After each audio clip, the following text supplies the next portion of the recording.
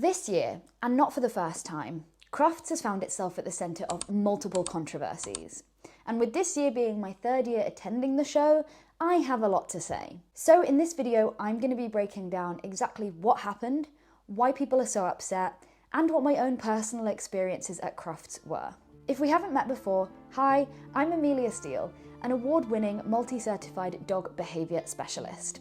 I've worked with dogs full-time for the past 6 years, both in people's homes and directly with shelters all over the world. So if you love dogs and you want to see more videos on behaviour, rescue and training, don't forget to like this video and subscribe to my channel. Crufts has traditionally been a place to celebrate dogs. We see amazing examples of the dog-human relationship there, with truly incredible training from agility to dog dancing. But over the years, the criticisms of Crufts itself and the Kennel Club have been increasingly hard to ignore.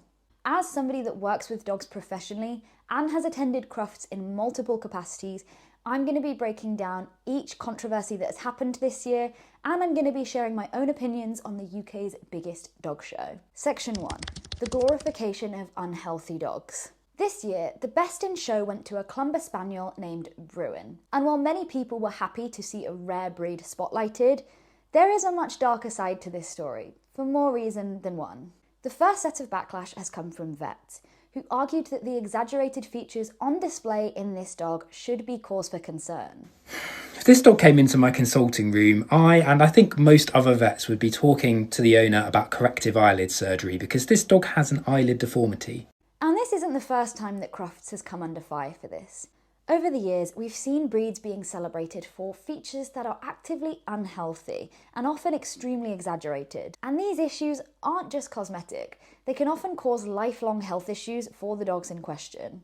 We see this with German Shepherds with their extremely sloped backs, which can cause hip dysplasia, among other issues. We see it in flat-faced breeds who struggle to breathe and often need corrective surgery just to exist happily. And we see it across the board where dogs are measured to an aesthetic standard, one that often completely disregards the health of the dogs. So my first question is, why do we continue to glorify unhealthy dogs and promote breeding practices that only value how a dog looks? Now, I could break down the politics of why and how this happens at the shows, but personally, I find it extremely saddening to see this happening, especially in the year of 2026. Now, the sad reality is that these shows do affect public perception outside in the real world. We often see spikes in popularity and a higher demand for puppies in the winning breed. And with often unhealthy dogs on display, it's natural that we are then going to see an increase in puppies who are unhealthy and again have a lot of these exaggerated features. And that's not even mentioning the backyard breeders who will try and capitalise on this and try and make a profit from the popularity of these breeds. Again, often with little to no regard about the health of the dogs. So naturally, we are going to see a spike of unhealthy dogs, and with shelter populations rising year on year, you can see how turning dogs into trends isn't going to end well. Section 2.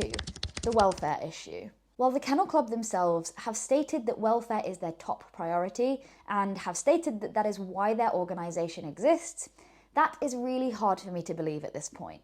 Each time I've attended Crufts, I have been shocked at the widespread normalisation of aversive tools and poor handling techniques. While in the ring, dogs are generally expected to wear either a slip lead or a very lightweight collar so that the judge can assess each dog. Outside of the ring, however, they can wear whatever they want. But for some reason, while I'm walking around Crufts, all I can see are head collars, choke chains and slip leads, all tools which are designed to cause pain when a dog pulls. And in such an overstimulating environment, you can imagine it's very hard for a dog to not be pulling into one of these tools. I can't even begin to tell you how many dogs I saw throughout the day that were actively uncomfortable. Some of them were reacting to the environment around them, but yet all they're met with is yanks and jerks from these chains, head collars and slip leads. And of course that's not all dogs. I saw some really lovely handling techniques, but what I will say is that most of the dogs that I saw where I was like, wow, this seems lovely, were from the Discover Dogs section, which is not the Crufts ring itself. It's a separate stand designed to raise awareness of each breed. Again, just an observation, I'm sure there's lots of lovely handling across the board at Crufts. However, one of the major problems that I noticed is that when you are exposed to a constant stream of this type of handling, you start to ignore it and even become desensitized to it. It just sort of becomes part of the show. And I am going to expand on this in a future video because these things do have real life consequences beyond the walls of Crufts. When we as a collective start to become desensitized to abusive handling, it becomes the norm. And that can seep out into how we see and treat dogs as a society. As somebody that spent their entire life advocating for ethical training, it's sad to see that already aversive tools like this are becoming more widely accepted in our industry. Now, what's confusing to me is that the Kennel Club actively promotes positive reinforcement-based training and force-free training methods, and they actively advocate against the use of aversive tools. So my question is, why are aversives constantly on show at Crufts? And why don't the Kennel Club want to do more to stop this? And it's not just about the tools.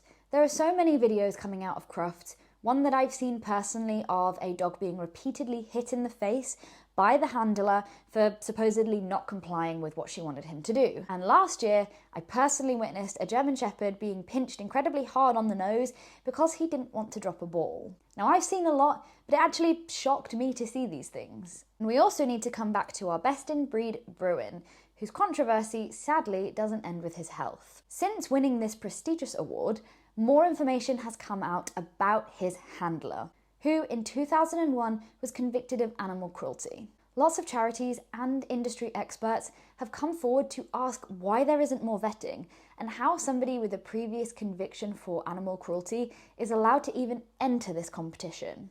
Because surely a prestigious award like this, going to somebody with a conviction like this, is not a good look. And all this does is further the normalization of abuse in our industry. In my personal opinion, all of these things combined just create a landscape where we only see dogs as a commodity and not living, breathing animals with thoughts and feelings. Part 3. My own experiences at Crufts. In previous years, I've attended Crufts as a way to network with people in my industry, meet up with colleagues and network with brands, and just be excited to see dogs. I'm not gonna lie, being a self-employed dog trainer is a lonely place to be. So when I have the chance to meet up with other professionals in my industry, it's a really nice thing to do. And I have to say, with the stands on display, it is a really, really good chance for some lesser known brands to get their message out there, which is amazing. However, I can't but help feel really uneasy about the entire event. This year, I took my rescue puppy Simon with me, and for the most part, he was just asleep in his sling. But the first issue came about when we tried to leave. Now, I tried to head out at about 3 o'clock. We were told by staff working on the door that we were not allowed to leave the NEC until 4 p.m. Now, bearing in mind that lots of dogs will have been there since 8 a.m., that is an incredibly long time for a dog to be kept inside with no breaks. When we spoke to staff, we were not given an alternative, we were not told that there were toileting areas that dogs could access, and we were just told that we had to wait.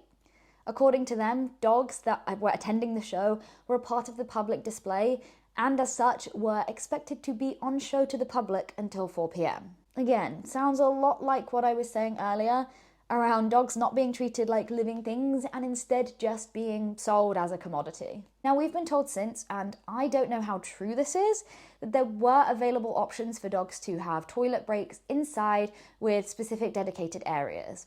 But what I will say is that we were not informed of this, there was no signage, and in such a big event space, it would have been very difficult for us to find. Furthermore, we weren't told this by staff. When we actively asked if we could leave, we were just met with a, nope, the doors are locked till 4. So if this is the case and there were options available, the staff should have received proper training to ensure the well-being of the dogs. Now, thankfully, this wasn't so much of an issue for me. I got there fairly late and we were only there for a couple of hours because my puppy is young. But we did see this becoming an issue. The first issue that I noticed was that as we got closer to 4 o'clock, we saw one dog in particular who was quite clearly so desperate to go out that they just ended up stopping in the middle of the hallway to relieve themselves. And this was a big we. This was a dog that was quite clearly extremely desperate. The handler themselves looked quite distressed at the situation, and you can just tell that locking dogs inside for that amount of time is not going to be healthy. And for a lot of dogs, even if there is an indoor toileting area, they're not used to it. They don't want to go to the toilet indoors, and they need breaks outside. The second issue I saw is that this created a huge rush at 4 o'clock. People were even queuing up at the doors, waiting to get out for 4. So with hundreds of people and their dogs all flooding out of the arena at the same time, you can imagine that this created an extremely stressful situation. Now, I understand that throughout the day, dogs are expected to be in close proximity to other dogs. But this was another level. This was intense even in comparison to what was going on inside. I saw dogs that were so incredibly stressed that they were howling, some of them in crates being wheeled around, some of them being walked. But it was really, really intense, and you could tell that it wasn't nice for lots of the dogs. It's really clear to see from situations like this that not enough thought is going into the actual welfare and safety of the dogs throughout the day. In conclusion, across the board, it's really, really disappointing to see an organisation and an event as big as this have such a disregard for safety, well-being, and their overall responsibility to promote ethical standards throughout our industry. Crufts is one of the world's largest dog events, and they should be leading the charge when it comes to these things. Now, when we've taken to social media previously to voice these concerns, some of the comments we were met with were things like, well, there is so many amazing things at Crufts. This is one of the biggest examples of just dog handling and dog training in the world, and all you can focus on is the negative. But unfortunately, I don't subscribe to that line of thinking, and I actually think it's very dangerous. Of course, there are good things to say about Crufts, but if we let that mask genuine welfare concerns, we're basically saying that abuse is allowed to happen as long as there is enough good to balance it out. And that is exactly how we end up in systems that allow for abuse and exploitation. As an industry, we already need to be doing more to protect the welfare of the dogs that we love. And the Kennel Club and Crufts should be setting the example in that. It's my opinion that the Kennel Club need to do a complete overhaul of their welfare at Crufts. I also believe that they need to listen to the experts in the industry who want to talk to them and want to have a conversation with them about what it means to protect welfare in these environments. Again, there are multiple charities and industry leaders who are trying to actively talk to them. I know for one that Victoria Stillwell has attempted to talk to them about this. I also recommend going and watching her series on Crufts over on Instagram. She's highlighted even more damning issues about the event itself that I don't want to cover in this video. So until things improve, I for one will not be attending Crufts again, and I'd love to hear your thoughts down in the comments. And remember, if you love dogs and you want to see more in-depth videos on dog behaviour, rescue and training, don't forget to like this video and subscribe to my channel.